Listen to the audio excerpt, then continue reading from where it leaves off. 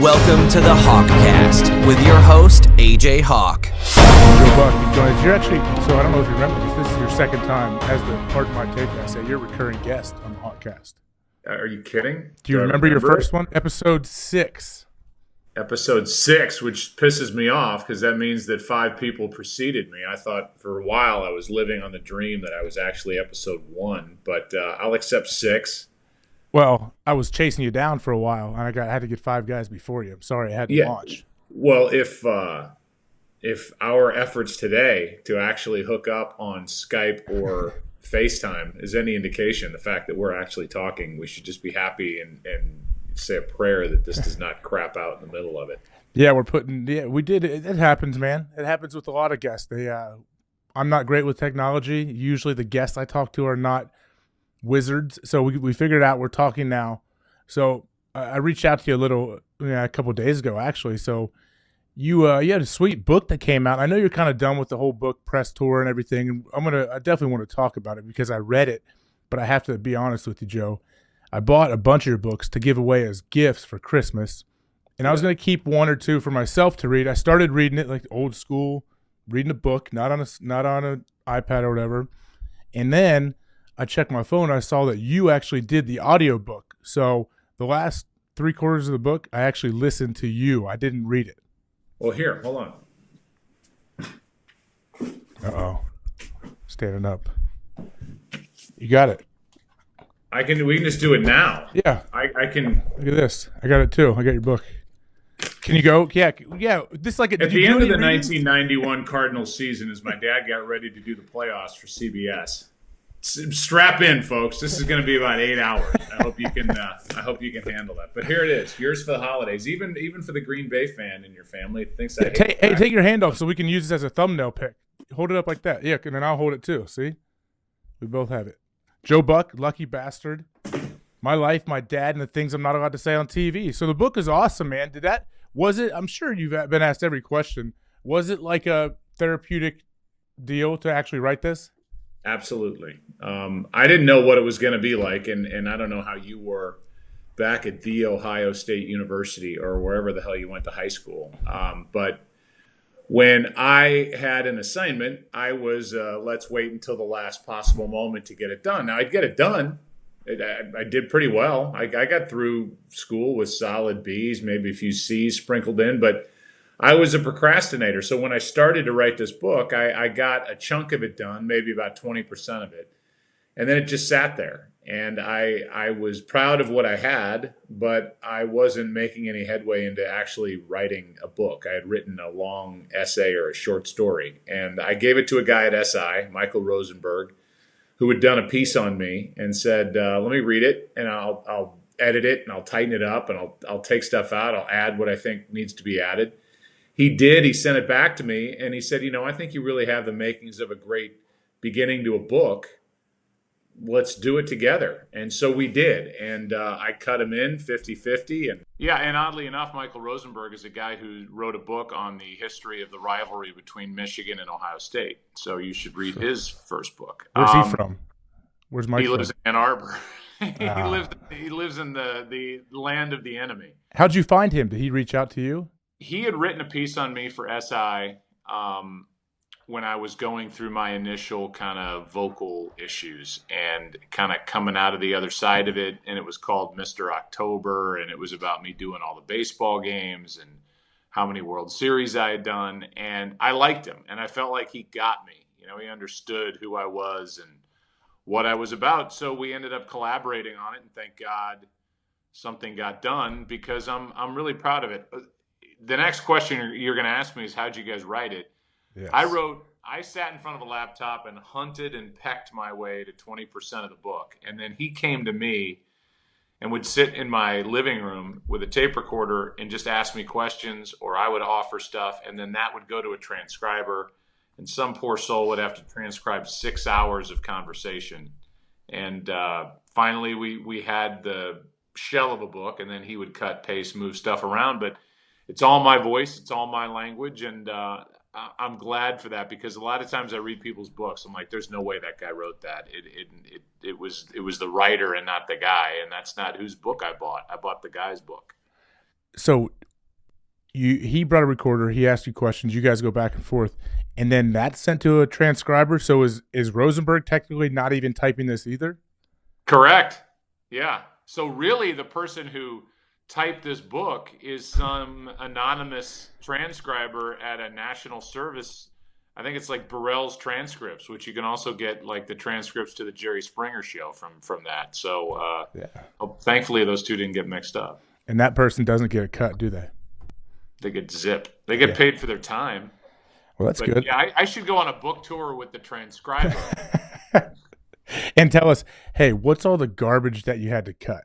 Can you ask the transcriber that?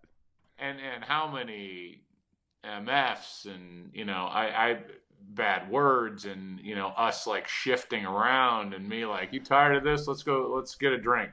Kind of stuff. So there's plenty of that in there too. Is there? So that's interesting. Is there like any NDAs signed by the transcriber, like the service? Because if you guys really are having these super long conversations, there could be stuff in there incriminating and taken out of context could look really bad.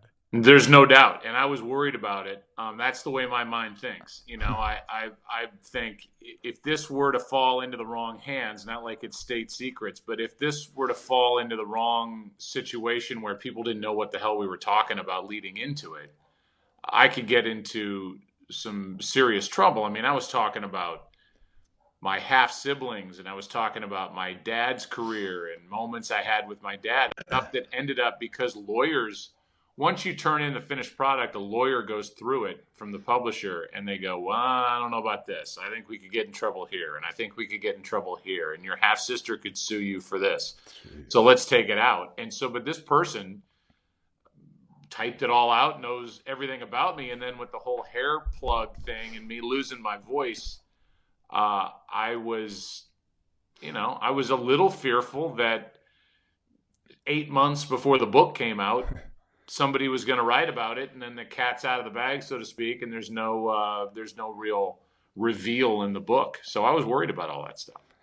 Is that something that excerpt from the book that seemed like the tagline that got out there first, that Joe Buck's addicted to hair transplants or whatever that you wrote about? Did you put that out, or does the publisher? How does that work?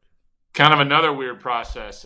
They figure out what's the best thing to sell the book or get eyeballs, and there's no doubt that's the answer, but it's kind of a shame because I think, for somebody who, like you, knows what the book is about, that's kind of the entry into the book, but then it goes back in time, and then it kind of comes up to present day. And it's a side story, but it's not the story. And the fact that what they took in Sports Illustrated that said that I was, quote unquote, addicted to hair plugs was taken time. I mean, in the book, it's that part of it is couched with a lot of jokes and a lot of tongue in cheek, and my God, it wasn't meant to be serious or literal. But then when you reveal something, AJ, as you know, and you played with a lot of guys, and I've worked with some guys where when you reveal that you have a quote unquote addiction, it's like you're asking for everybody's sympathy. Like, I have a sex addiction. Oh, okay. Well, I think everybody does to some degree. But people want, oh, poor you. Well, I know why you made all those mistakes. Or, then you get the real serious stuff, whether it's alcohol or drugs or whatever. This was said as like, it follows how barbaric the operation is. And if I were to be addicted to it, I'd be a psycho. I mean, it's akin to torture. And I was not addicted to it, haven't been addicted to it, happy to never do it again. Oh, so you're done? No more? I think I'm done. I mean, I'm remarried. My wife's younger than me. She's pretty. She loves me. I mean, I don't know if I did it for TV, if I did it for ego or vanity. Probably a combination of the two. I'm done. It wasn't even, you're right, it was a tiny little part of the book. It was basically just a thing to be like self-deprecating, I think. Correct. From the jump, you say, like, this is why I'm an idiot. And you go in, and it follows through the whole book like that. Every once in a while it'll pop back up. But if you want to call me an idiot, and this is what you can call me an idiot for.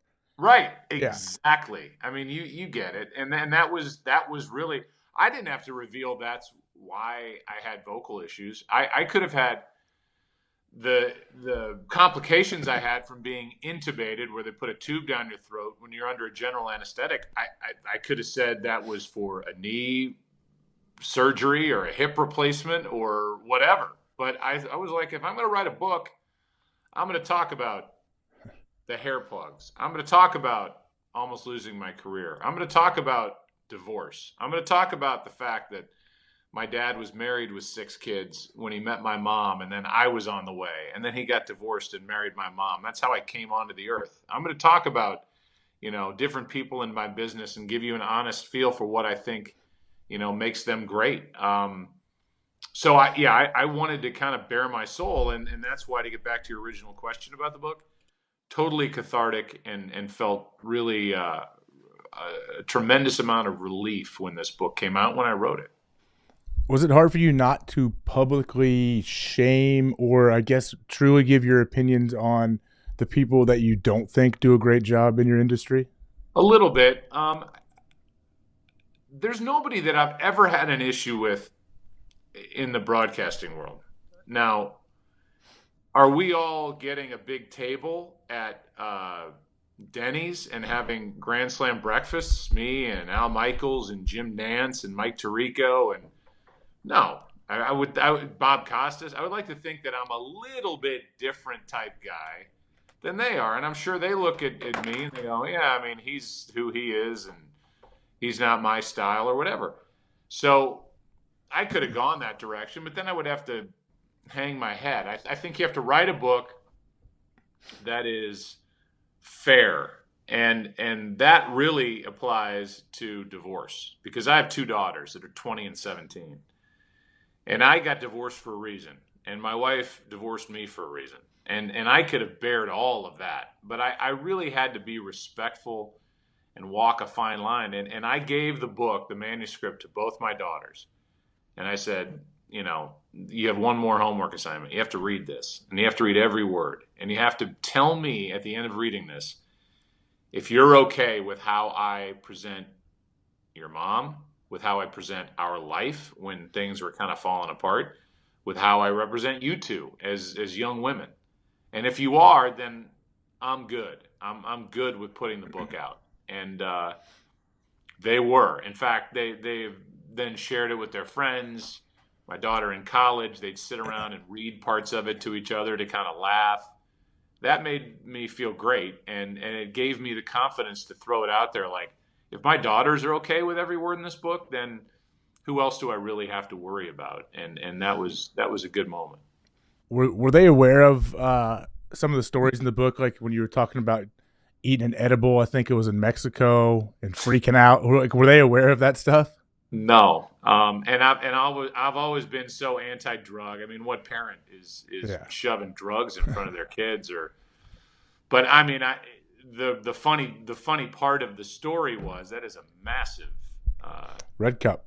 You see me? Cup. That thing's as big as your head. Hey, next time you're in Green Bay, just a quick shout out, Nate Weir, trainer. Nate sent me like 10 of these. So good God, I'm gonna send you some. I'm gonna get your address after this, Joe. That's impressive. 32 ounce at red cup. Okay, I'm in. Okay. So yeah, did they know about that? No, but the funny part of it was like a one-shot deal. I'm not a pot guy. I've never been a drug guy. I saw it in high school. I went to a little prep school. I saw coke. I saw ecstasy. I saw guys doing acid at school because they had nothing better to do. And it was a great education of watching other people freaking out around me and going, man, I don't ever want to be in that position of just losing my shit and not being able to hold it together. Thank God I was around those people. But yeah, for my kids, they laughed at it. And my daughter's in college. I mean, she's been around that stuff. And my youngest daughter's a junior in high school. So I don't act like they live in a bubble. And for them to see where I kind of stumble, I think is good in the end. That it's just another lesson that they learn. That I parts of it. Yeah, I mean, you were super honest and revealing, which is why it's a good book. That's honestly why. It's very entertaining because your sense of humor is kind of different or unique, I would say. Self-deprecating. I heard you say on the Jim Norton and Sam Roberts show too, where you were touring the book around, that you said if you're not insecure, then you're probably a dick. What do you mean by that? I walk around the world in a constant state of insecurity, and with everything, or just certain, like what? Well, probably stuff you didn't deal with. I grew up, as I say in the book, shopping for jeans in the Husky section, which in today's world is completely politically incorrect. It's like, oh, you're big boned. No, I was a fat kid. And so when you're a fat kid, you put up defenses. And my biggest defense was a pretty cutting sense of humor to where I could defend myself verbally. Now, physically, I've been in one fight in my life, and it was a slap fest. So I'm not the toughest guy in the world, but start making fun of me, and I'll come up with something that'll get other people laughing. So I think when you grow up that way, that part, my dad being a famous guy around town and being his son and knowing that eyes were on me, even when I was a little boy, I made sure I didn't really get into trouble. I made sure that I made all the right decisions for the most part, because I didn't want my dad being embarrassed or having to come pick me up at the local jail or whatever it might have been. But yeah, I think I'm insecure. I think for whatever reason, my childhood led to me being a worrier and somebody who's not the most confident guy in the world. Now, I can stand up with a microphone in my hand and talk to 130 million people and do a Super Bowl coming up in February.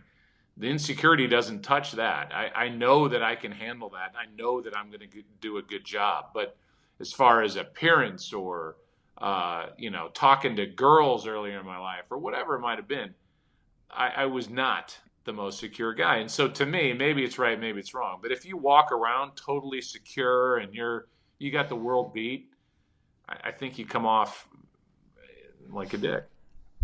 I definitely understand what you're saying. I think everybody would be insecure or unsure about something in their life. There may be some things that you feel like, I'm pretty confident in this, but you have to be. I guess it's that no one has all the answers. That's for sure. Nobody likes the douche that's going to tell you what you should be doing. Like, let me tell you what, kid. Like, I've had some teammates like that where they'll come put their hand on my shoulder, like, kid, let me tell you what you need to be doing here. I'm like, my bad, bro. Did I ask you for like what I should be doing here? Like, right. I don't need unsolicited advice. Thank you, though. Like, I think that's how I look at it. But I think that comes from their own insecurity.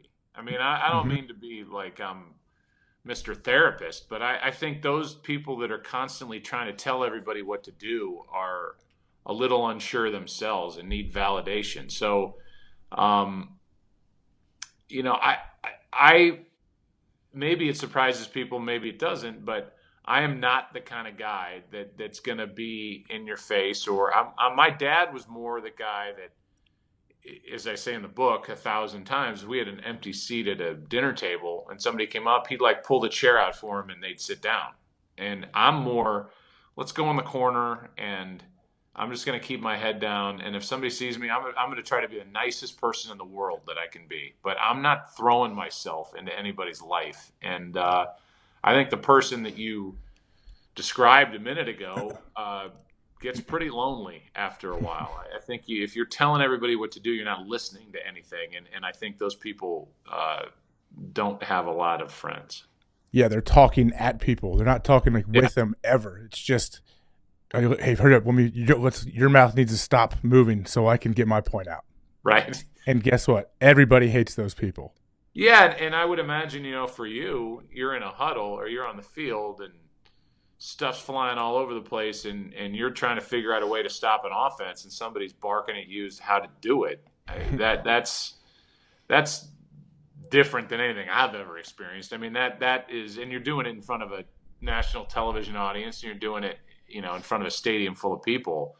And now you got one guy. I mean, I don't think anybody, I think we talked about this the last time I was on here, I don't think anybody gets picked on in my business more online than I do.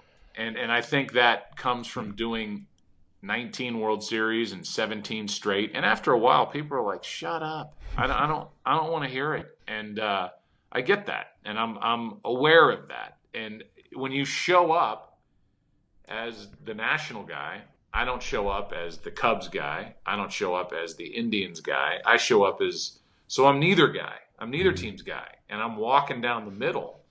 The middle can be a lonely place for a play-by-play guy. And so it's great. It's fun. But if you let that stuff wear on you, which clearly it is, it can wear you down. But do you think by acknowledging it, you're making it worse?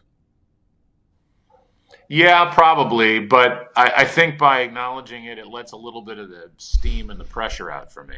If I can acknowledge it, laugh at it, maybe justify it, maybe understand it better, then I go, okay, I'm kind of more of a thing online than I am a person. And I think we all get caught up in that for you as a player. It's AJ Hawk the thing. It's number 50 running around making tackles, but there's a brain and a heart and feelings inside that guy, and a guy who's trying his ass off to do his best. And whether it's an announcer or a fan, or in my case, I'm trying my best, and I'm not trying to make anybody mad. I'm trying to do the best game I can do, but you become a thing to people. You have multiple drinking devices. It's really distracting to you, isn't it? I mean, it's a little unnerving. I'm very hydrated, Does it all Joe. have to be red because you went to Ohio State? That's a good question. No, they just happened to be today for you, really. Okay. So sorry for that. I'm hydrated, man. I'm gonna go doing squats this morning like you have. No, I've had 2 back surgeries and on my way to a third. Squats is I'll do like a split squat. Okay. With not a ton of weight. I'll do a walking lunge. A lot of lunging in my life. Lunging hurts your knees, man. Yeah, my knees are fine. Yeah. There you go. You're good. Yeah. I'm sorry to cut you off with my different beverages. I forget exactly where you were before I started drinking on my 32-ounce red cup. Just that I'm doing my best. You're doing your best. Well, obviously your best. Be good enough. Your best is pretty good, like you said, a million World Series, all this stuff. I'm sure, obviously, you're aware of it. What are you talking about? You're talking about you might be retiring after this Fox deal's up in 2019 after the World Series. Maybe from baseball. I've been burned, or I've burned myself on talk like that before, but I really believe that, if I do 3 more, God willing, if I don't get hit by a falling tree or whatever it is, it'll be 22. And I think at some point, whether it's before I hit 23 World Series or 24, at some point somebody else needs to transition and do it. And I don't think that's too crazy to say. I mean, I love what I do. I love baseball. It's part of my DNA. That's how I grew up, was being in a baseball booth. But I'm kind of like on dog years right now. I was exposed to a baseball broadcast booth when I was 0. I was basically born in the back of the booth. And I went from my mother's womb to a front seat in the booth to actually calling the games when I was 19 in AAA and 21 in the big leagues. I've been at this a long time. So it's not Vin Scully-esque. I'm not going to be 88 and waving goodbye to everybody.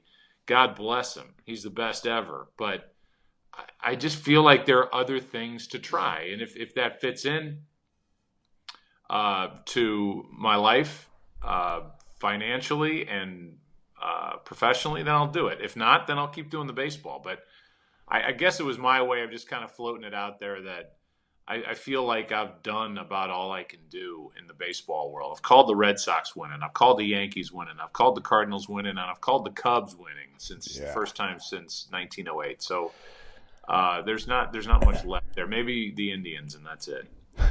How much anxiety did you have maybe thinking about that call if the Cubs do win the World Series? I learned that lesson, AJ, back in 1998 when Mark McGwire was going through his home run chase. And I remember everybody kept asking me, well, what are you going to say if he breaks Roger Maris's record? I mean, it hasn't been broken since 1961. It was the unbreakable record. I was like, I don't know what I'm going to say, whatever I say. And they're like, okay. And then the next day, well, what are you going to say? I mean, he hit 2 last night. It's coming up. What are you going to say? I don't know. I have no idea. Then eventually, after enough people ask you, you go to bed thinking about what you're going to say. You wake up thinking about what you're going to say. And I ended up writing down in my scorebook, which is somewhere behind me, a little script that said Mark McGwire around the bases and into the history books, or some cheesy dumb line. And that's what I came up with. But the home run that he hit, I'm on microphone doing TV, and it hits like this hooking shot right down the line and just over the wall. In a year of 500-foot home runs, he hit a paint scraper on the back of the wall. And I had to make sure that A, the ball was fair, and B, the ball went over the wall. Because if I launch into McGwire around the bases and in, I'm sorry, that's a foul ball. A foul ball. It's off the top of the wall. And McGwire is going to have to save the home run for another day. I mean, I'm done. So it was a lesson that as much as I want to try and script those moments, you can't. It has to be true to that second. And because I had my head up, because I had to watch the ball barely go over the wall, I caught in the corner of my eye him leaping over first base, and that became part of my call. Touch first, Mark. You're the new single-season home run king. Thank God I got that out of my mouth, and it wasn't anything I planned. Thank God I didn't screw it up. And then I just shut up, and we had cameras following him around the bases, and it was a really chilling moment that, I'm glad I didn't blow. It was a great call. I remember watching it. I think I was 14 at the time. I remember that whole season. You talk about the whole steroid era, how people felt like you guys knew what was happening, and I know you had a close relationship with Mark McGwire. Like, what was he like as a person during at least that season when he did break the record? Total reluctant hero. Wanted nothing to do with it. Didn't get it. Didn't understand it. Didn't understand people's fascination with his home runs. Didn't understand that even in Montreal, which was not at the time exactly a hotbed for baseball entertainment, they would show up early and watch batting practice because he was hitting balls to parts of Olympic Stadium that hadn't been touched by baseball ever. But I remember him getting out of the batting cage in Montreal, and they would whistle in Montreal was their way of kind of cheering. And there's all this whistling. It was shrill. And he's like, what are they doing? And I said, they're appreciative of watching you do what you're doing to baseball.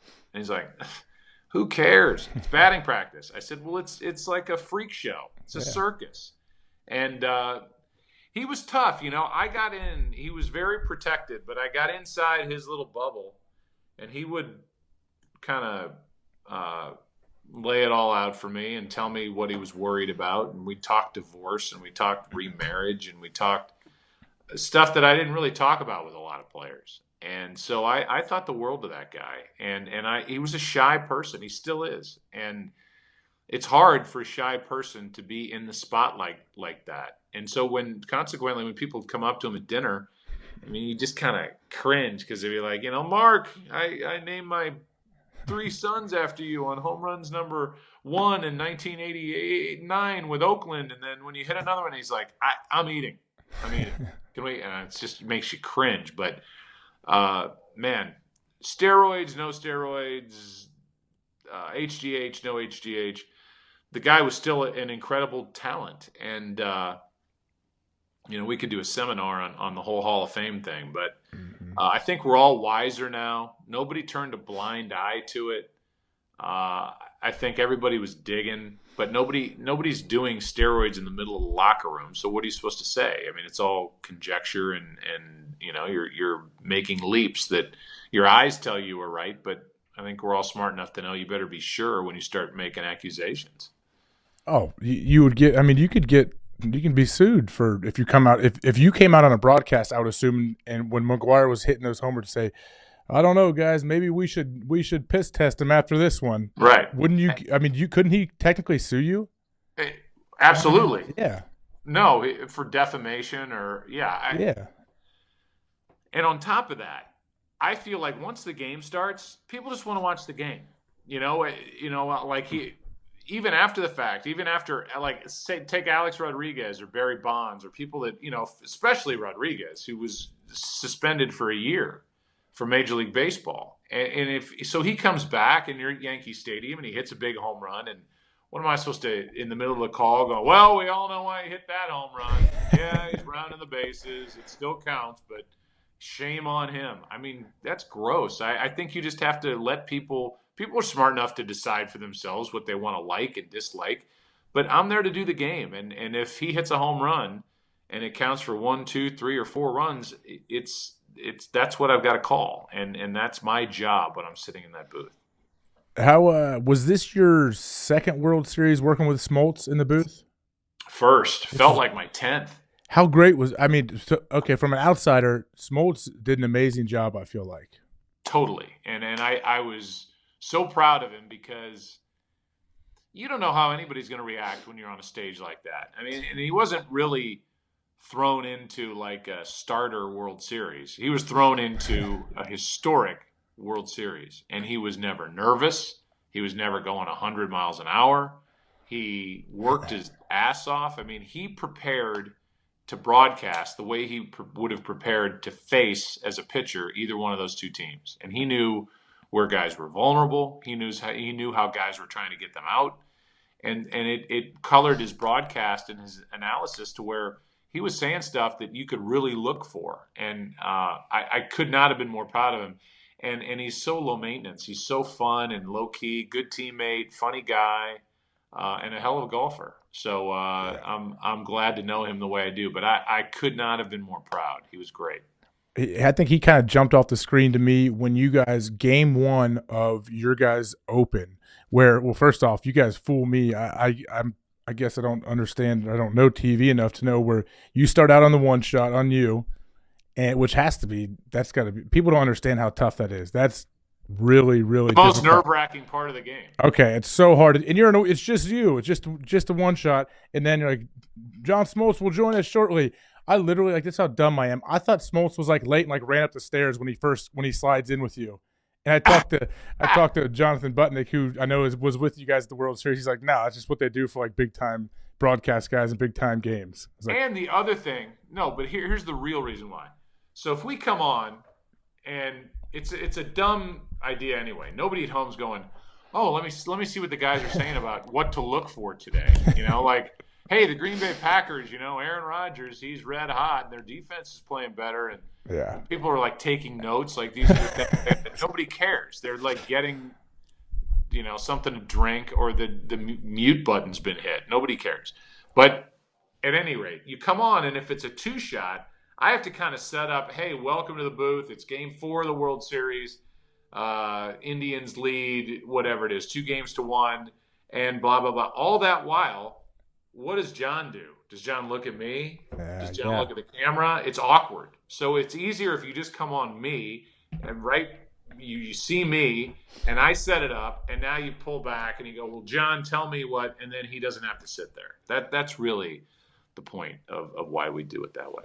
Well, are all your baseball broadcasts that way? Yeah, and if we have enough time, it's that way in the NFL. Sometimes we come up on a two-shot because we don't have time. And I have to go, hey, welcome. It's the Giants and the Lions, and 2 teams are 9-4. And Troy, what do you look? I just go right into it. But other times I'll just kind of set up maybe one team and then ask him about the other. But it's just a cheat way to not make the other person feel awkward as to where to look because they're not talking. I've done that. So I was in the booth with Fox for Stanford, Oregon State this year, 3-man booth, by the way, with Petros and Justin Kutcher, who both were awesome, man. They were so inviting and welcoming and trying to set me up, and like how 3-man booth you talked about in your book. It is not an easy thing to do. It's not. It's weird. It's hard. It's hard because, and I'm sure you figured this out quick. If you're talking to the producer by hitting the talkback button, which is a button that cuts you off to the television audience, but you can talk to the producer, and you're looking for, give me what the middle linebacker did here, whatever it may be. Give me what the quarterback, his feet or something, whatever you're seeing. Mm-hmm. Well, at that time, the other analyst is talking, Petros in this case. Well, you're not listening to a thing he's saying.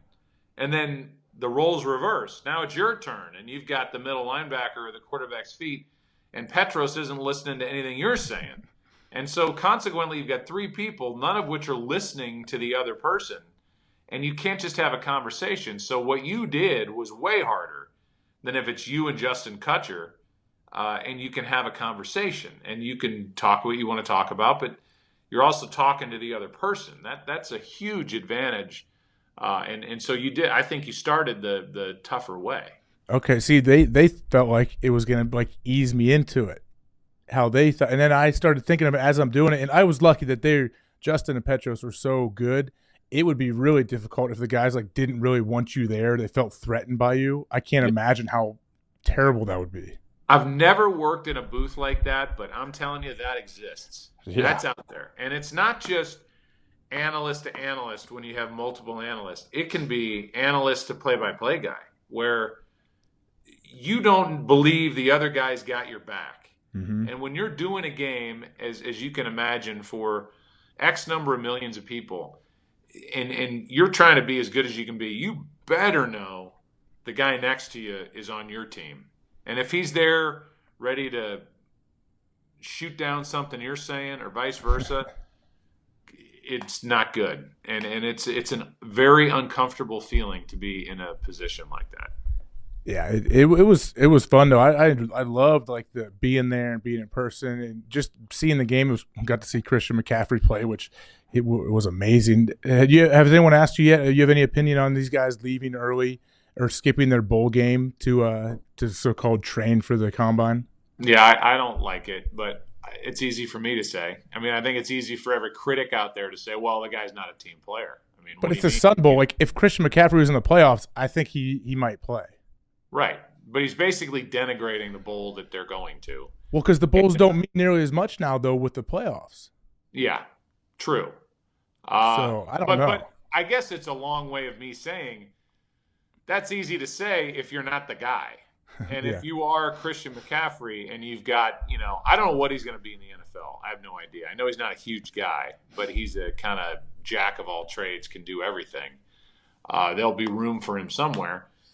He's got a career to think of. His college career is basically over, and if he blows out a knee in a game that doesn't matter, he has to live with it for the rest of time, and not us, as critics. So I try to put myself in the other guy's place and say, well, how would I feel if that were me, as opposed to just, kind of the hot take world of Skip Bayless and the guys at ESPN and Max Kellerman and all those guys that are just yelling at each other about how everybody sucks. And I don't get that. That's not my brand of television, but I guess that's the way the sports world and the viewing world is moving.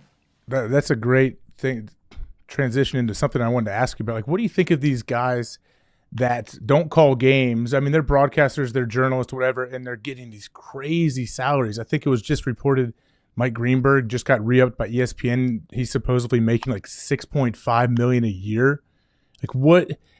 I don't know. How do you think, or did you ever see that happening, say 20 years ago when you were calling games? Absolutely not, but good for him. I think what ESPN will tell you, and I've had this conversation with people at ESPN, my wife works there, they believe, and maybe rightly so, they believe that the personality drives the viewership. And if I'm calling Monday Night Football last night of Washington and Carolina, or if my daughter is calling last night's Monday Night Football game, Washington and Carolina, nobody cares. It's not going to move the needle. But if my daughter is hosting Mike and Mike, and I'm picking on my daughter because she couldn't care less about any of this stuff, then nobody's going to watch. So their position is, give me the guys, Stephen A. Smith, Max Kellerman, Michelle Beadle, whoever they have in their stable, now Mike Greenberg.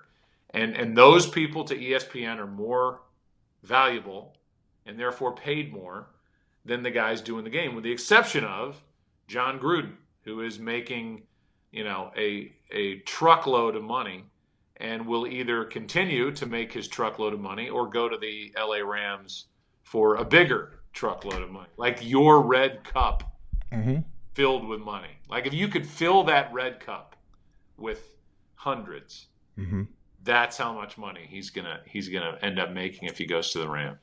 I do a lot of like Sirius radio now, And I was just saying this, I think 2 days ago. It's like Gruden should take that LA job. What do you think?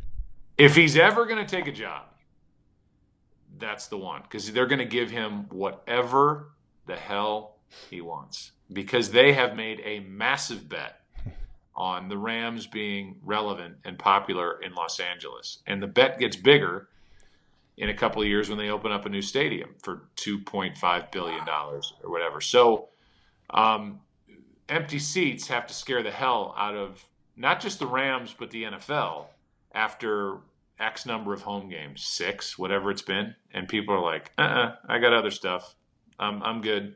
They're back. Yay. I'll wear my hat to the beach. But didn't they know that going into LA, where there's so many other amazing things to do? If you don't win, people are not going to go to the game. It's pretty simple. Think of where you played for the majority of your NFL career. Everything stops on a football Sunday in Green Bay. Mm-hmm. I did a Super Bowl in New York, and I could make the argument that if you were not on the blocks of where the NFL experience was, you could live in New York the week of the Super Bowl and not know it was there, because it's just a small part of a massive city with a stadium that's over there somewhere. Yeah. And in this case of LA, you've got a team that's unimaginative offensively that hasn't been, what's it been, 11 straight non-winning seasons. They haven't been in the playoffs in forever. And it's been the arrow is down. Something's got to point the arrow up. And to me, without playing a game, the only name that resonates with a fan base to buy tickets to that would be John Gruden. I mean, you're not going to sell tickets with an offensive coordinator taking over going, hey, give us a chance. It's got to be a name guy, and I think he's the only name guy. Sean Payton, if they can get him somehow. But I think Gruden trumps all. I really do. I'm with you. John Gruden, I know Jim Harbaugh was leaked out there. I don't think he would leave, but I think Harbaugh would give you some juice. Absolutely, and he'd win. And then after a while, he would grind people down, and they'd be like, he's the perfect college head football coach, and he's done an unbelievable – the guy's record is incredible when you start looking at how he's turned programs around. And then when somebody mentioned it, it's so Jim Harbaugh, and I love the guy, but he said, those people are saying that I'm going to the Rams. I mean, those are a bunch of just jive turkeys. Like, what? You're too young to even remember you are, AJ, but I mean, jive turkey? I've heard it. Yeah, but I don't know when the last time was that I heard the phrase that they're just a bunch of jive turkeys. I think Jimmy J.J. Walker said that on Good Times at one point. Yeah, he's a character, man. He would be awesome. I mean, wow. He'd sell tickets. What if he was Gruden's offensive coordinator? Yeah, okay. And then they get Tom Landry to run the defense. You pay him each $10 million a year. Yeah. You'd have to. And yes, I realize Tom Landry is no longer with us, but it's not going to happen. It's going to be one or the other. Those egos are a little bit large to be in the same locker room. Oh, for sure. How do you think Gruden and Sean McDonough jive together in the booth? I think it's good. I don't know. I listen to that, and I always put myself in the play-by-play guy's spot. So I listen to Sunday Night Football, and I think of myself being Al and how I would interact with Chris. And then I remember that I'm with Troy. Or then I'm like, I watch Monday Night Football, and I think of how I would react with Gruden. I mean, Gruden is like a massive personality and is saying stuff that is just, let me tell you, man, this guy is like, he's got everything and everybody's great. And this guy, and I don't know. I mean, I think Sean's done great. I think it's a tough position to be in. I thought Tirico and Gruden were terrific together. And to step in there now as Sean, or to step in there, if I were to step in there, I think you have to adjust, because I've never worked with a massive personality as the color guy. I mean, that's John's show, it's the Gruden grinder. It's the Gruden on the bus. It's like, oh yeah, by the way, we have a play-by-play guy. He's over here in the corner talking to himself. So I think Sean's done really well with that. And I think they've honestly, and this is probably too much of an answer, I think they've gone on a terrific path, and they are in a position now where they are way better than when they started, which is how it should be.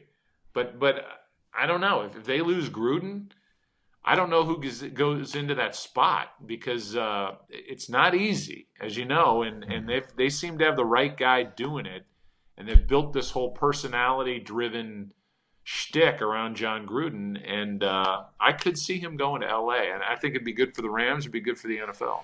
Well, I wonder if he still wants to coach. That's the thing. Either way, it's beautiful. It's a win-win for him because it drives his price up with ESPN. Yeah, and I, as you know, I mean, these coaches their schedules are crazy, and it almost becomes like, the head coach of the Pete Carroll stayed until 7 o'clock. I'm going to stay till 7:30. Oh, he stayed till 9. I'm going to be here till 10.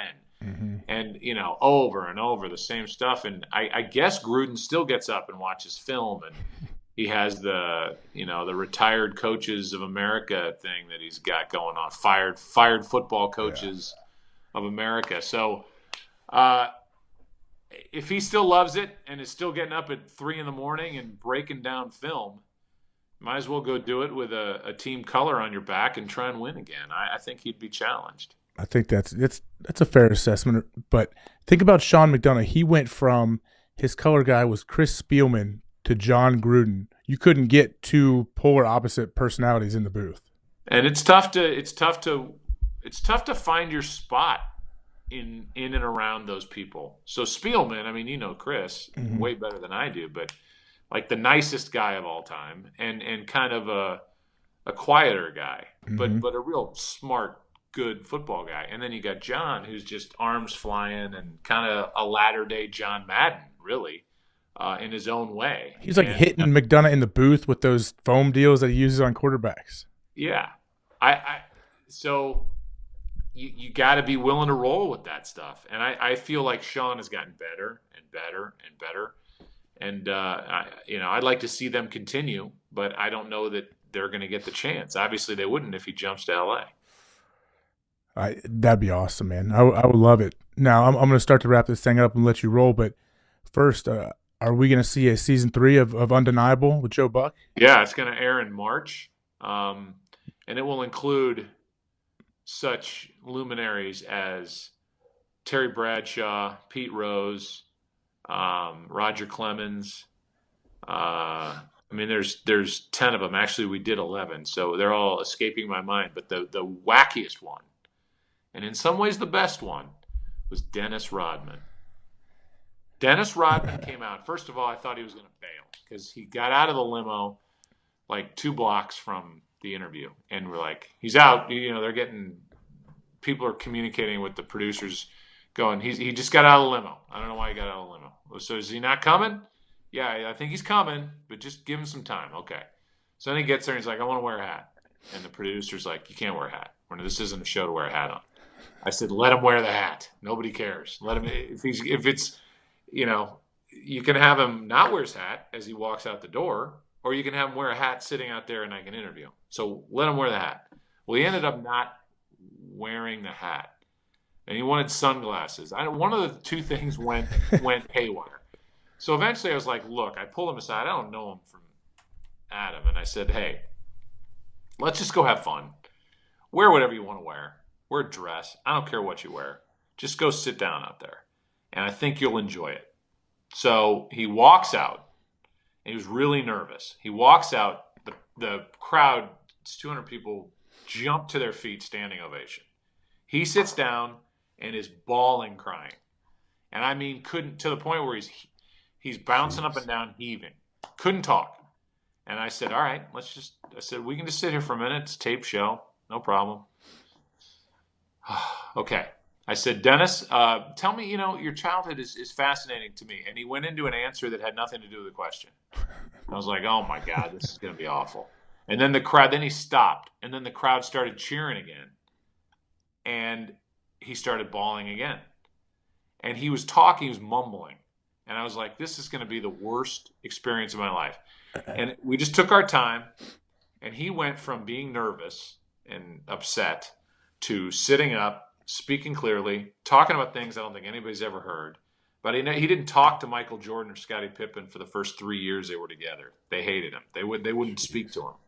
And talking about different moments in championships and women that he dated and Madonna and Carmen Electra but doing it in this crystal clear way. And this boy that brought him into his home in Oklahoma, and this black guy in Oklahoma, and he said, he'd never seen a black guy before, and then this family raised me.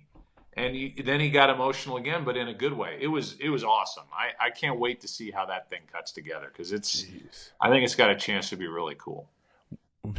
Why did he cry right off the bat with the standing O?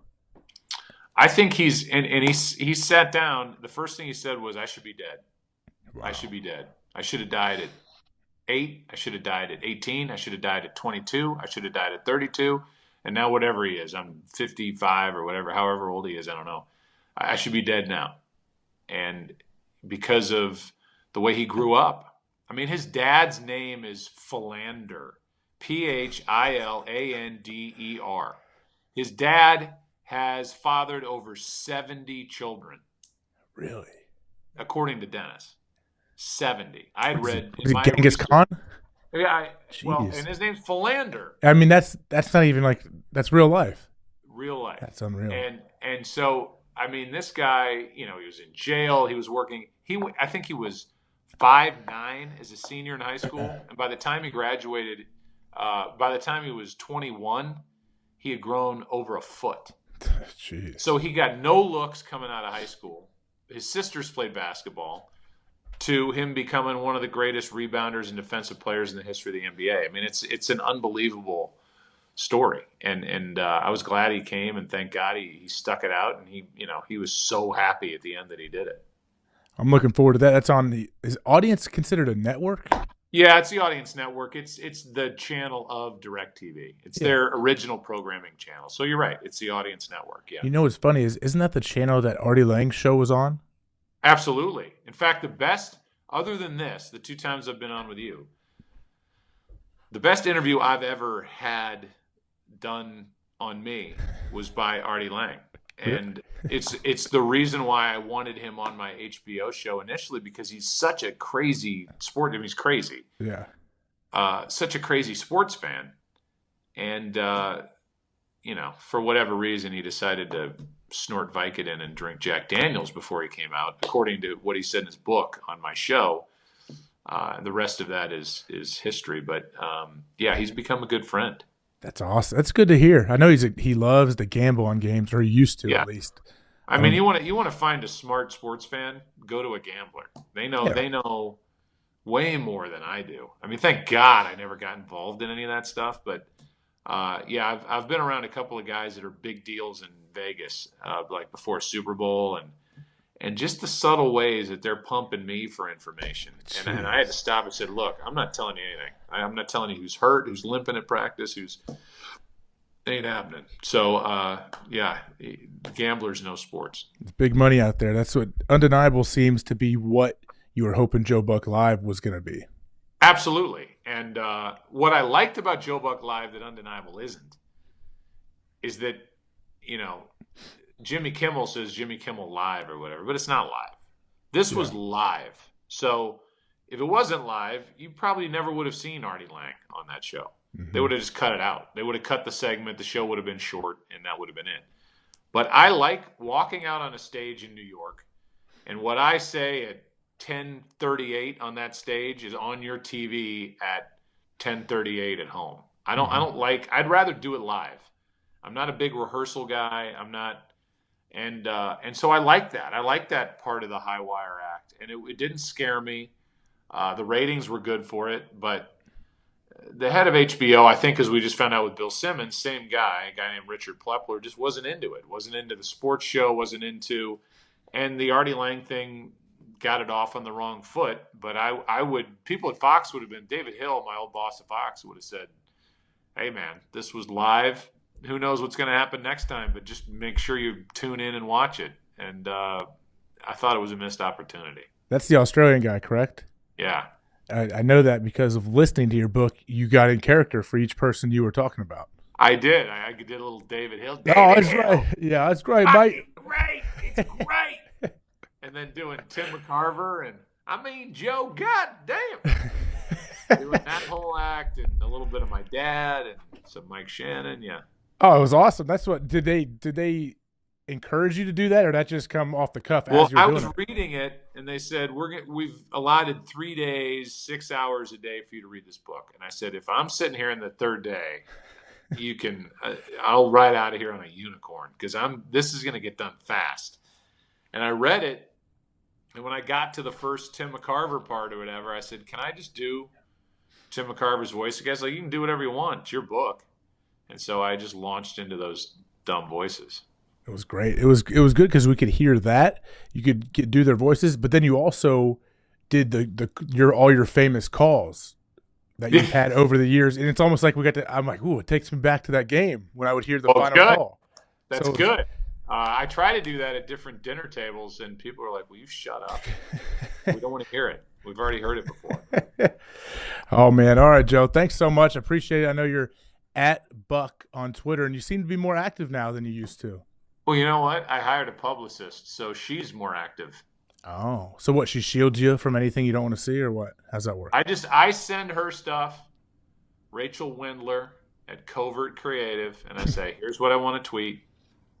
It's because it's when when a waiter sets down, and is waiter not politically correct? When a server sets down you can say waiter. Come on. Okay, I don't. You can say waiter or waitress. I don't want to offend anybody. I know. When a Joe. server sets down a plate and they go, "Don't touch this plate. This is the hottest plate known to man." I mean, how do you not go? Yeah. You want to put your hand on it, or don't look down.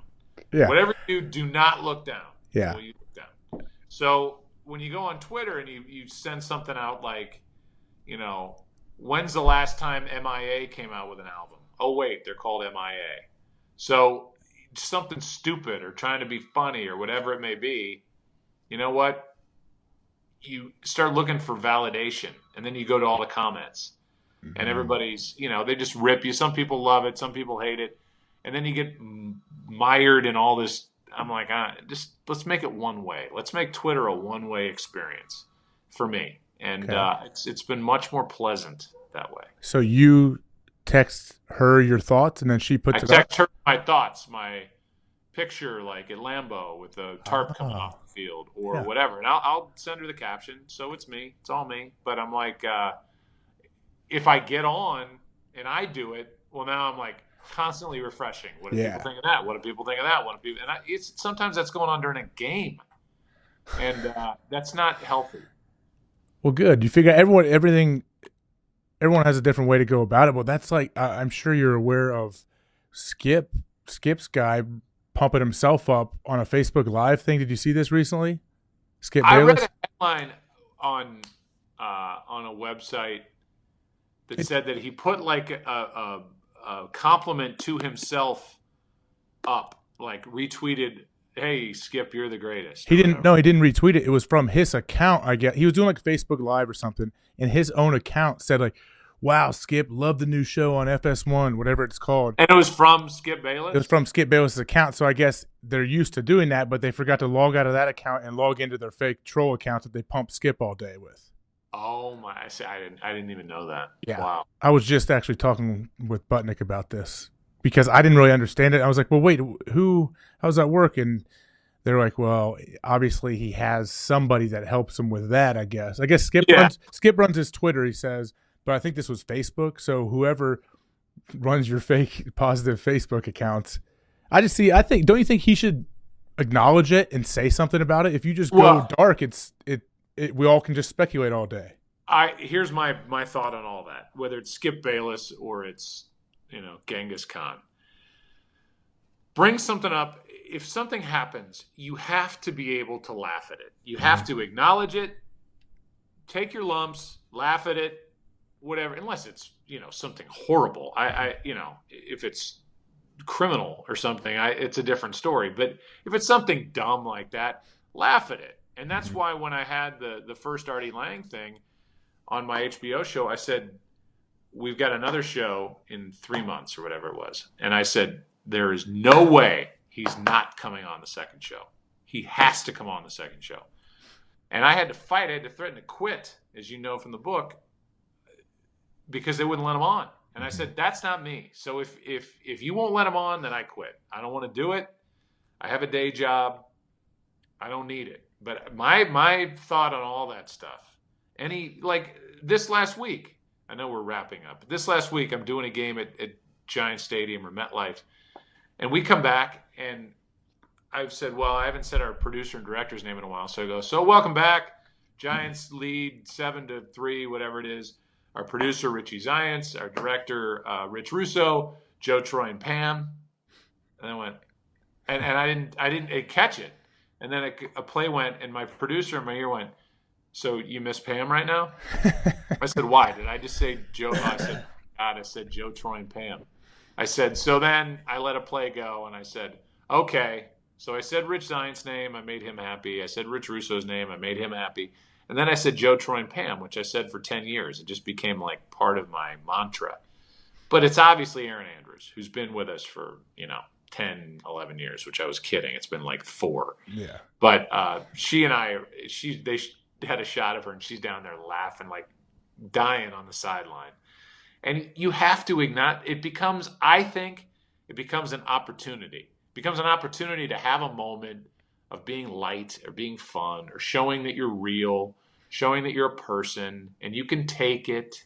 And you could that to me is golden. So if I would think of a funny way if I were Skip, and I don't know Skip, I've never met Skip in my life. If I would think of a funny way to acknowledge it, and I keep doing it maybe, send something else that's so overtly pro Skip. Yeah. And you have to laugh at that stuff. It happens. That's a great idea. That's the only. First off, you're dreaming. That's not going to happen from him. You think he's going to have a real fun way to acknowledge this? But you're right. Well, I don't know. This guy needs to do that, though. You're right. If I was his best friend, I'd say, Skip, make this a positive. Make this good. We can use this, and not don't disappear. You're right.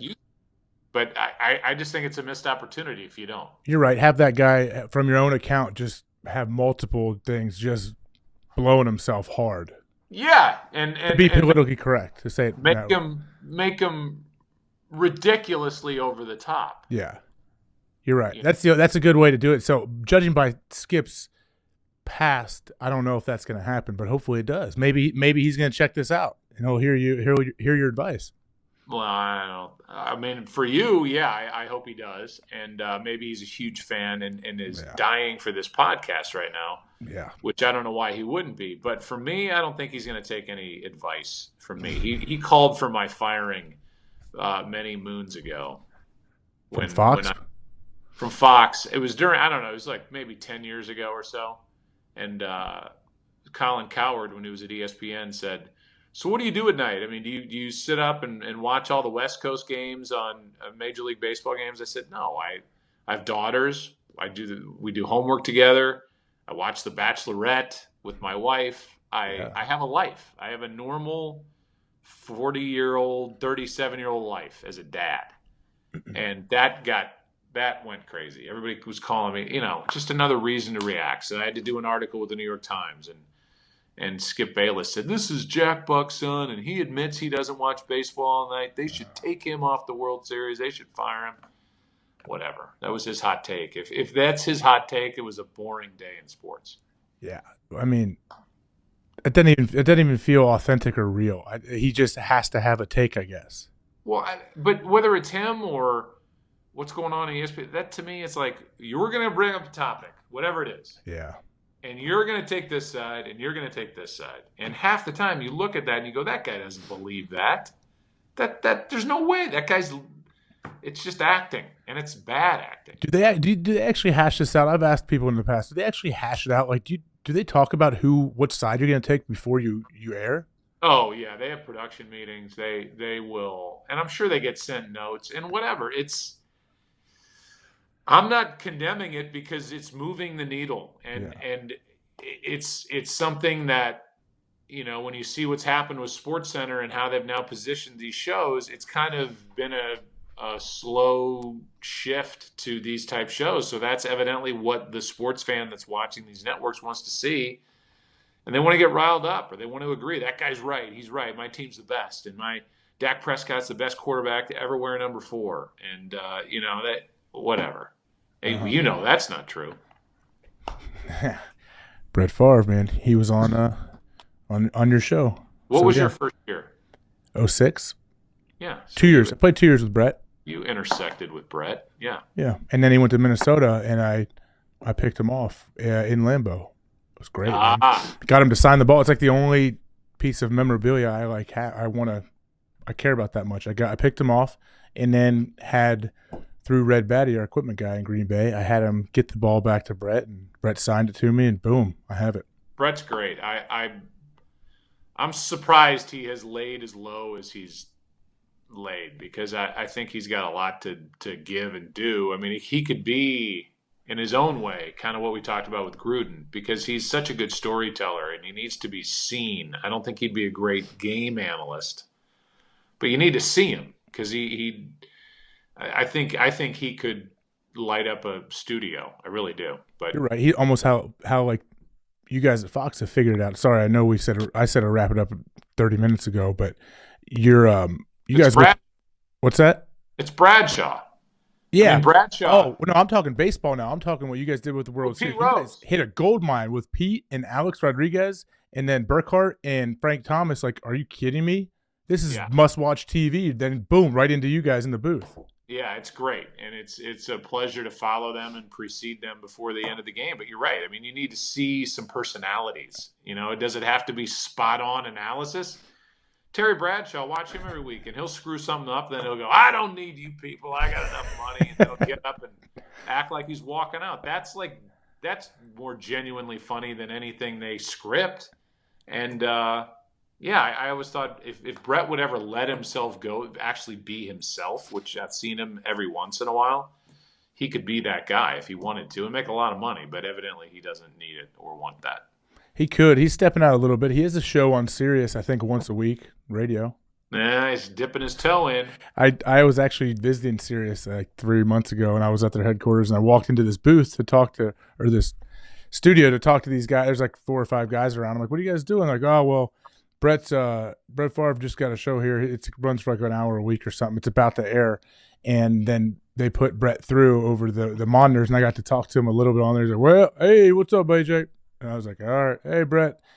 And he said something about, he said, "How much they paying you?" And I was like, I don't really have any official gig with him yet. At the time, I wasn't really doing much for him. Now I am. But he's like, "Either way, it's not enough. They give me $5 million episode, man." I was like, "All right, Brett." Tell me, they give me 5. Tell me you want 3 or something like that. I was like, "All right, buddy. Thanks. I'm glad these guys heard that. Talk to you later." That's great. And then he went into his show. So yeah, he could be. If he wanted to, if he let his guard down a little bit, yes, he could be amazing. Sometimes it's not worth it for guys to let their guard down. They don't want to deal with it, and they don't want to deal with being back in the public eye. And I can't fault a guy for that. Yeah, that's what we're gonna say. We're gonna say to you after 2019 when you have a sentimental, emotional Vern Lundquist type send off. Been so great. Would you cry if you say you have a send off from the World Series? Would you think you get emotional? No. Really? No. Are you not an emotional guy? I am an emotional guy. I cry at the sight of a good kick return, but I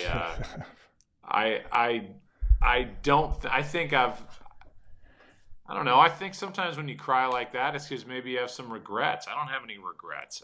It's been a great run, and I'm not saying I'm done, but whenever that day comes, you realize I'm not there. As I've said to you, probably, if I get hit by a bus, they're still going to play.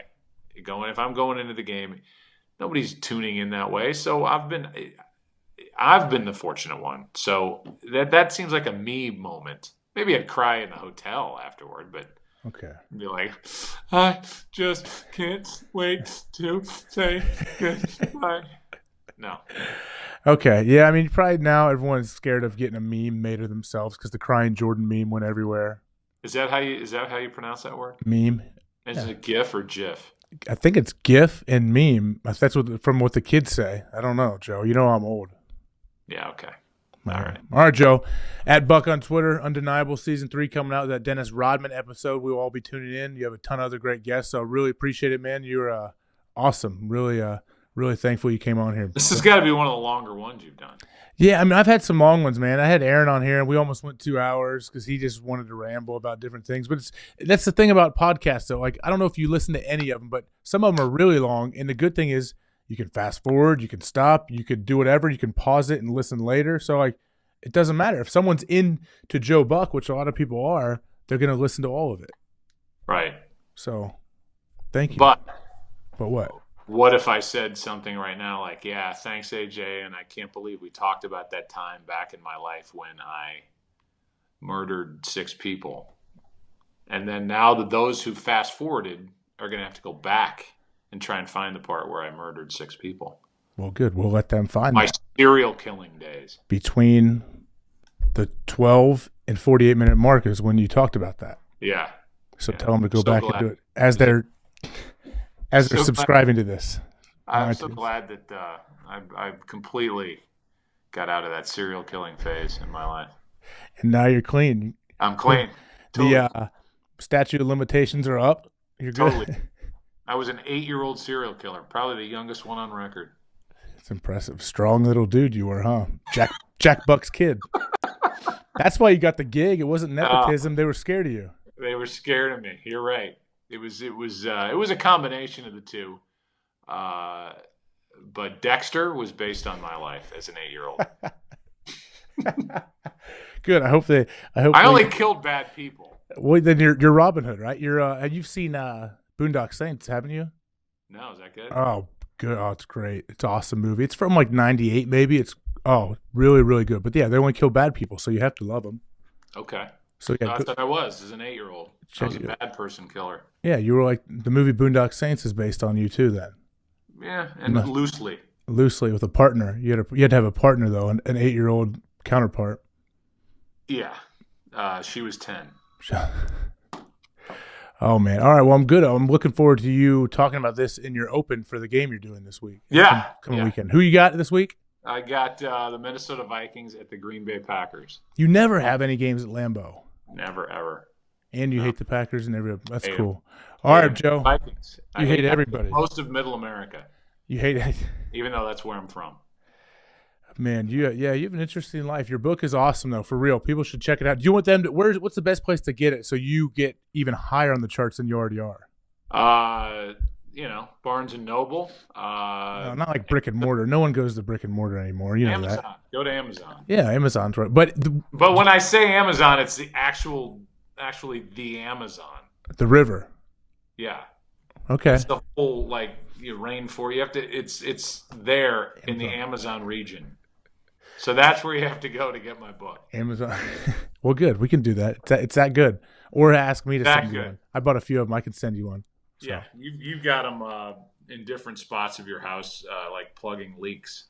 No, it's good, man. It was really good. Appreciate your audiobook with your getting in character as well. Like, hey, I'm gonna do my AJ. Wait, what was your McCarver? Quick, do your McCarver, and then you can do AJ. I mean, he's a wonderful player. Wonderful player. Great guy. He's a great guy. I feel like that's over the top a bit. It is. Aren't all? What about mine? Did you say you got me? No, I'm working on it. Next time I come on, I'll have it. Okay, I'll have you back. I'll bug you again later down the road. I gotta go do some squats. All right. Good luck with that back. Get some. Right. I'm gonna go do some walking lunges. I'll talk to you soon. Good luck with your knee. All right. See you, Joe. See you. We're glad you could join us for today's conversation.